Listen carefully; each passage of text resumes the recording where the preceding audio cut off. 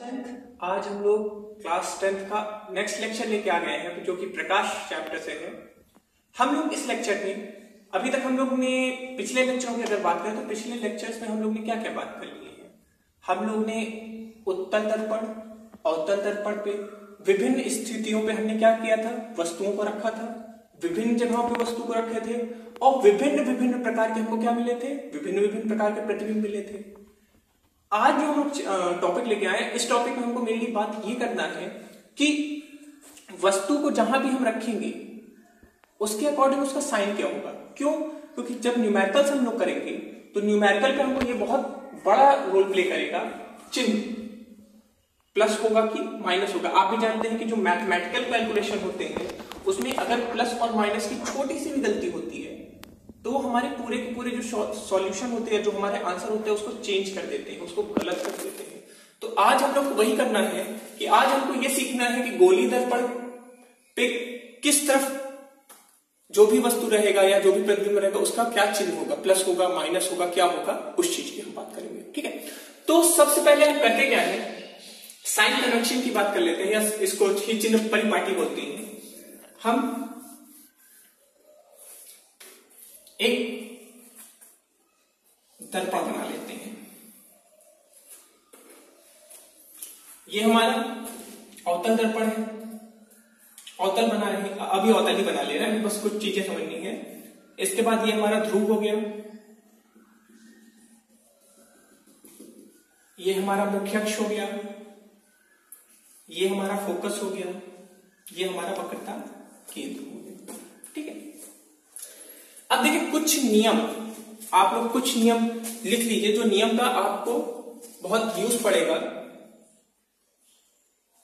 एक चीज हमेशा ध्यान रखिएगा कि जो वस्तु होगी वो हमेशा बाएं साइड ही रहेगी। किधर? बाएं साइड, मतलब इधर कहीं। तो पहला पॉइंट नोट कर लीजिए, वस्तु सदैव बाएं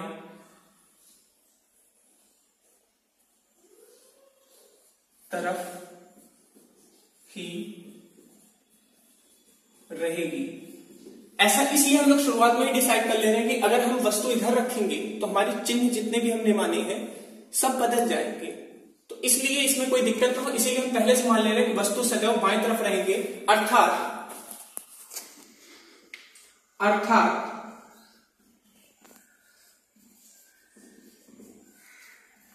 आपतित किरण बाएं तरफ से आएगी। मतलब आप भी जानते हैं कि जिधर हमारा वस्तु रहता है उधर ही से हमारी किरण आती है। वस्तु इधर है तो आपतित किरण इधर से आएगी। तो जाहिर सी बात है वस्तु भी बाएं तरफ है तो आपतित किरण किधर से आएगी, आपतित किरण भी हमारे बाएं तरफ से आएगी। अब देखिए अगली चीज, यहां पे हम जो भी दूरी नापेंगे, दूरी मतलब वस्तु यहां पे, तो यहां से यहां तक की दूरी कहां से नापेंगे, यहां से इधर कोई प्रतिबिंब बन रहा है तो इधर की दूरी। तो एक चीज ध्यान रखिए कि हम हर चीज को जिसको भी नापेंगे हम उसको ध्रुव से नापेंगे। किससे नापेंगे? ध्रुव से नापेंगे। चाहे वस्तु की नापें, चाहे प्रतिबिंब की नापें। चाहे वस्तु तो हमेशा सीधा ही जाएगा, चाहे प्रतिबिंब सीधा बने चाहे उल्टा बने, हमेशा हम उसको कहां से नापेंगे? ध्रुव से। तो लिख लीजिए, सभी दूरियां ध्रुव से नापी जाएंगी। मतलब जो भी दूरियां हैं, वस्तु इधर रहे, वस्तु हमेशा इधर ही रहेगा, वस्तु इधर उधर नहीं, वस्तु तो हमेशा इधर रहेगा। प्रतिबिंब चाहे इधर बनी चाहे इधर बनी, उसकी दूरी हमेशा हम ध्रुव से नापेंगे। मतलब इधर से इधर, चाहे इधर बनी चाहे इधर बनी। ठीक है, कभी भी ध्यान रखिएगा कि वास्तविक होगा या आभासी होगा। वास्तविक और आभासी होने पर उनकी चीजें बदल जाती हैं। एग्जाम्पल समझिए, हम अवतल दर्पण की बात कर रहे हैं। अवतल दर्पण पे कुल मिला के 6 स्थितियां थी। 6 स्थिति में से जो शुरुआत की 5 स्थितियां थी, मतलब वस्तु जब अनंत से फोकस के बीच में थी, फोकस पे थी, सभी स्थितियों में जो प्रतिबिंब बनी थी वास्तविक बनी थी। और जब भी प्रतिबिंब वास्तविक बन रही तो हमारा जो प्रतिबिंब बन रहा था कुछ इस तरह बन रहा था, इधर बन रहा था। हमारी जो छठी और आखिरी स्थिति थी, प्रतिबिंब हमारा इधर कहीं बना था। बोलो आई बात समझ में? तो हम प्रतिबिंब की दूरी कैसे नापेंगे, चाहे वो सीधा हो चाहे उल्टा। ध्रुव से यहां तक नापेंगे, ध्रुव से यहां तक नापेंगे। वस्तु की दूरी कैसे नापेंगे, ध्रुव से यहां तक नापेंगे। तो हर चीज हमको नापना कहां से, हमको हर चीज नापना जो है वो ध्रुव से ही नापना है। अब कुछ पॉइंट नोट कर लीजिए। अगला पॉइंट हम ये नोट करेंगे, ध्रुव से बाईं ओर नापी गई सभी दूरियां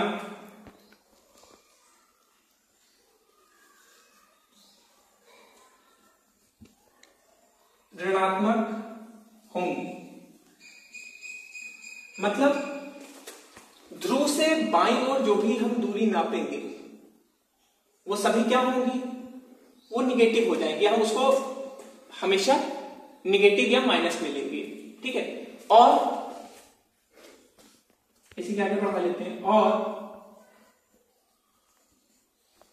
दाईं ओर पॉजिटिव होगा। अब देखिए, अगर कोई वस्तु की हम बात करें तो वस्तु तो हमेशा यही रहेगा, और वस्तु हमेशा इधर रहेगा तो हमेशा हम इधर जो भी नापेंगे माइनस में नापेंगे, तो वस्तु हमेशा किस में रहेगा, माइनस में रहेगा। प्रतिबिंब, एक ये प्रतिबिंब हमने यहां बना लिया मानने के लिए, प्रतिबिंब यहां पे है, प्रतिबिंब यहां पे है, तो इधर जो इसका मान आएगा वो क्या आएगा, निगेटिव आएगा। वस्तु का मान क्या आएगा, निगेटिव आएगा। जो प्रतिबिंब, एक प्रतिबिंब हमने और मानने के लिए यहां बना लिया है, जो कि दर्पण के पीछे बन रहा है या दर्पण के दाईं तरफ बन रहा है। दर्पण के दाईं तरफ जो बन रहा है उसका मान किस में रहेगा, पॉजिटिव में रहेगा। आई बात समझ में? तीसरा पॉइंट वही है कि ध्रुव के बाईं ओर नापी गई सभी दूरियां निगेटिव और दाईं ओर पॉजिटिव होंगी, ठीक है। चौथा और आखिरी पॉइंट,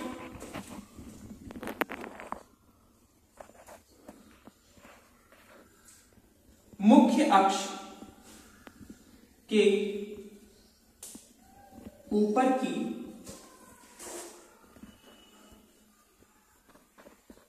लंबाई पॉजिटिव तथा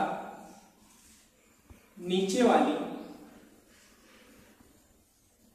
निगेटिव होंगी, ठीक है।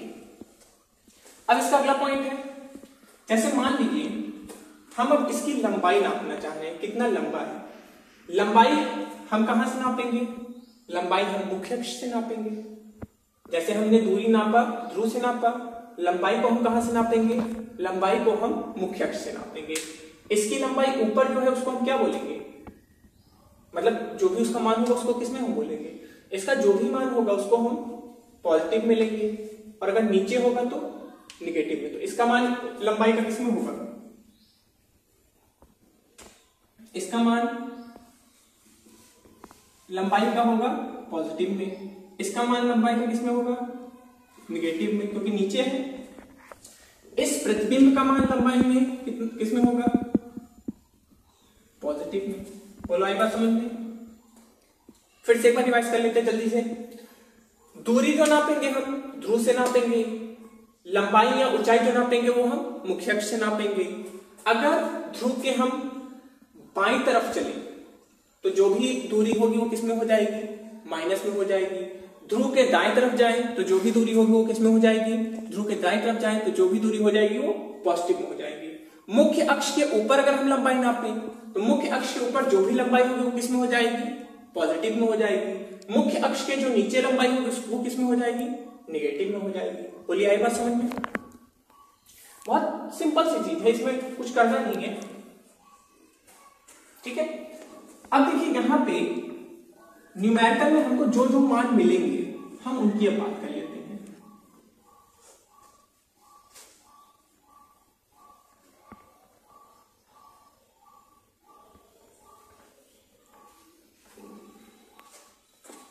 हमको न्यूमेरिकल में जो जो मान मिलेंगे हम यहां पे एक छोटा सा चार्ट टाइप से बना लेते हैं।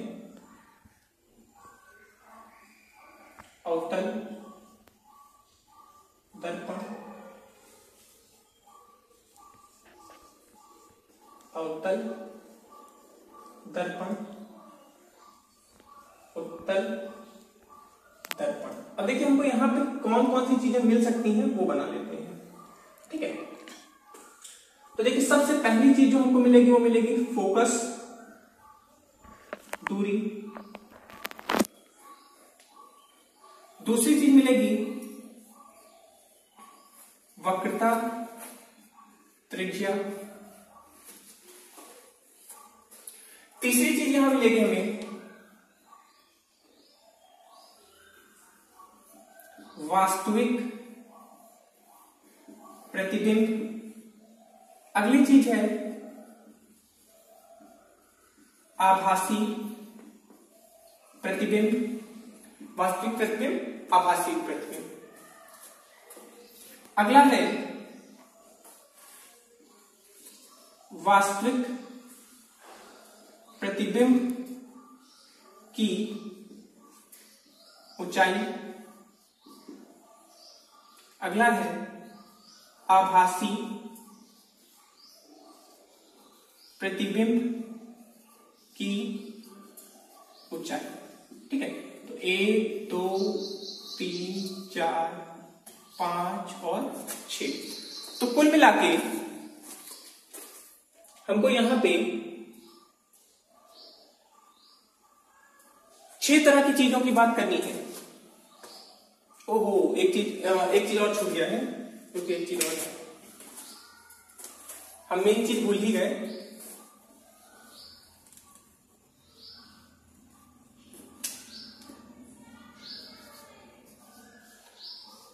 वस्तु की दूरी, वस्तु की दूरी हम भूल ही गए, जो कि सबसे मेन रहेगा यहां पे।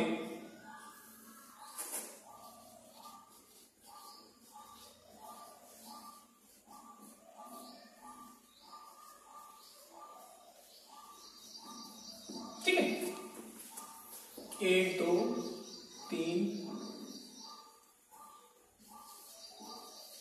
4 5 6 और 7।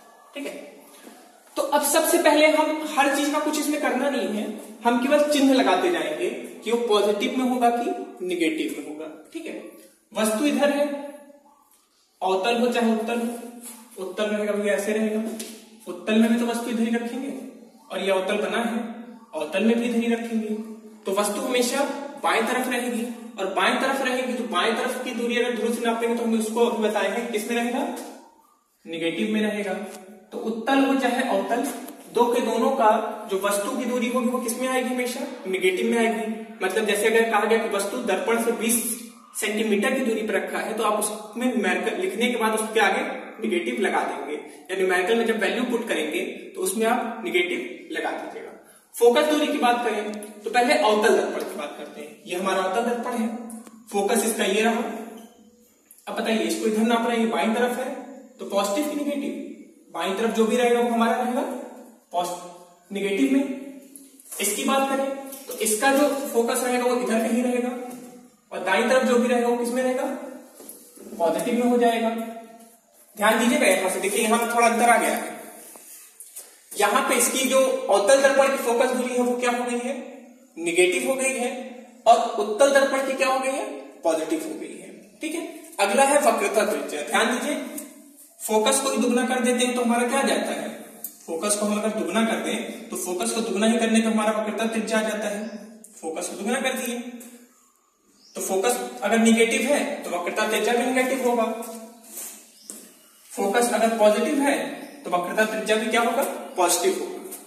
तो ये आई बात समझे, इसका वक्रता त्रिज्या यहां कहीं होगा। अगला है हमारा वास्तविक प्रतिबिंब। तो अब हमको थोड़ा सा जो हमारा नेक्स्ट लेक्चर था उस पर ध्यान पड़ेगा, नहीं आता है तो उसको आप जाके रिवाइज कर लीजिएगा। इसमें कुल मिलाकर 6 स्थितियां थी।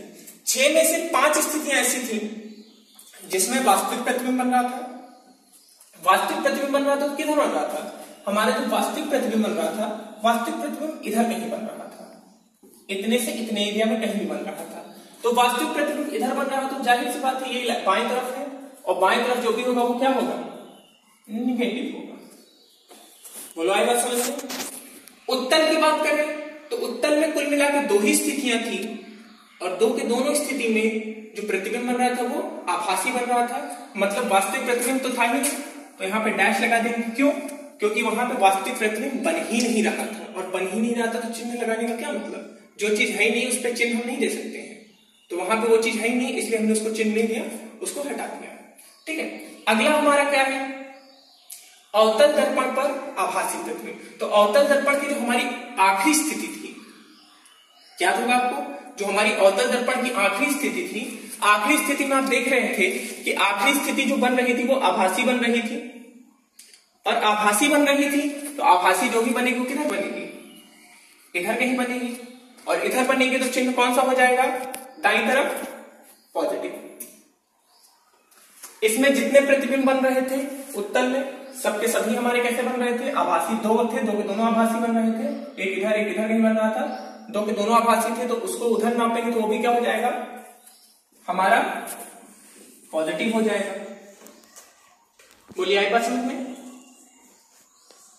ठीक है, अब वास्तविक प्रतिबिंब की ऊंचाई, इसका जो हमारा अवतल दर्पण था उसका वास्तविक प्रतिबिंब बन रहा था कुछ ऐसे, नीचे उल्टा ही बन रहा था, हर बार उल्टा बन रहा था। उल्टा बन रहा है तो मुख्य अक्ष से जब नीचे ऊंचाई नापेंगे तो वो किसमें आता है?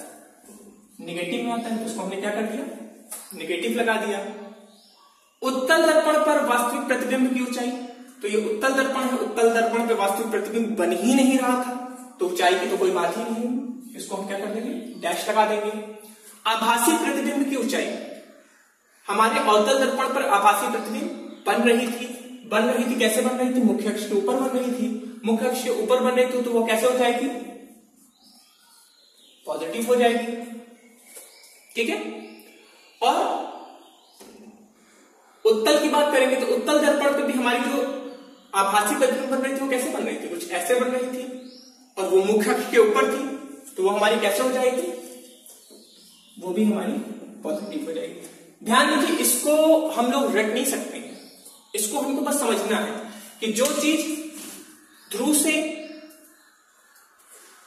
बाईं तरफ है नेगेटिव, दाईं तरफ है पॉजिटिव, मुख्य अक्ष के ऊपर है पॉजिटिव, मुख्य अक्ष के नीचे है नेगेटिव, तो इस साइड को आप लोग को खुद बनाना है। आप लोग एक बार समझ लीजिएगा, उसके बाद आप लोग खुद बनाएंगे। अगर इसको बिना देखे आप लोग बनाएंगे तो ज्यादा बेटर होगा, क्योंकि न्यूमेरिकल के टाइम आप लोग इसको बार बार नहीं बनाएंगे, आपको वो चीज मन में ध्यान होना चाहिए, बिना देखे आपको करना है। क्लियर है? तो करना क्या है, इसको आप लोग एक बार देखते रहिए, अपने आप समझ के बनाएंगे तो ज्यादा बेटर होगा। चाहिए तो आप इसको पॉज करके बना भी सकते हैं, इसमें कोई बड़ी बात नहीं है, बट अपने आप बनाने से आपको ये फायदा होगा कि न्यूमेरिकल जब एग्जाम टाइम आपके सामने फेस करना पड़ेगा तो आपको बार बार इसको याद करना नहीं पड़ेगा। बट एक बात आपको ध्यान रखना पड़ेगा, इसको आपको बनाने के लिए, इसको आपको समझने के लिए हमने कल आपको जो पिछले हमारे 2 लेक्चर जो थे, उन लेक्चर्स में आप लोग को अवतल दर्पण पर प्रतिबिंब का निर्माण और उत्तल दर्पण पर प्रतिबिंब का निर्माण आपको बताया गया था। कुल मिला के 6 स्थितियां हमारे उत्तल पे आई थी, 6 अवतल पे आई थी और 2 हमारे उत्तल पे आई थी। कुल मिला के ये 8 स्थितियां के बारे में आपको जानकारी होनी चाहिए, क्योंकि जो हमारे यूपी बोर्ड के एग्जाम्स में 7 नंबर के क्वेश्चन आते हैं प्रकाश में, उसमें कुछ डिफिनेशन उससे पूछा जा सकता है और साथ में न्यूमेरिकल भी दिया जा सकता है। तो आप लोग इससे परेशान मत होइए, आपको न्यूमेरिकल सही करने के लिए चिन्ह परिपाटी का पूरा फॉलो करना पड़ेगा ही। बिना चिन्ह परिपाटी के अगर आप सोचें कि क्वेश्चन आप लगा सकते हैं, सॉल्व कर सकते हैं, तो ये पॉसिबिलिटी नहीं है। कई बार होता है आप लोग गलत चिन्ह लगाते हैं, हो जाता है, तो वो आपका लक रहता है वो आपके लक के पीछे होता है। ये मत सोचिएगा कि आप गलत करें और सही हो गया, तो वो आपका लक रहेगा कि हाँ गलती से हो गया। तो इसीलिए मैं आपको कहूंगा कि चिन्ह परिपाटी पे आने के पहले आप लोग अवतल दर्पण पे प्रतिबिंब का निर्माण और उत्तल दर्पण पे प्रतिबिंब का निर्माण पढ़ लीजिए। 6 स्थितियां इस पे होती हैं, जिनमें से शुरुआत की 5 स्थितियां जो होती है हमारी वास्तविक प्रतिबिंब देती हैं और आखिरी एक स्थिति जो होती है वो आभासी होती है। इस पे अगर हम बात करें तो इस पे 2 स्थितियां होती हैं, 2 की दोनों स्थितियां हमारी क्या होती हैं, आभासी होती हैं। ठीक है, तो आज मैं आप लोग से यही आराम चाहूंगा। नेक्स्ट लेक्चर में मिलेंगे। नेक्स्ट लेक्चर में हम लोग वक्रता केंद्र और फोकस के बीच में संबंध ज्ञात करेंगे, प्रूविंग रहेगा। और उसके नेक्स्ट लेक्चर में हम लोग फोकस, प्रतिबिंब की दूरी और वस्तु की दूरी के बीच में संबंध ज्ञात करेंगे। तो जो भी अब आ रहा है, अब थोड़ा सा जो टॉपिक होगा उसका लेवल जो बढ़ेगा बस, और कुछ नहीं होगा। हम लोग के जो लेक्चर की लेवल है हल्का उसमें इंक्रीज होने वाला है। तो थोड़ा मन लगा के पढ़ना शुरू करिए, नोट्स मेंटेन रखिए। आज फिर मैं यहीं पे आप लोग से विदा चाहूंगा।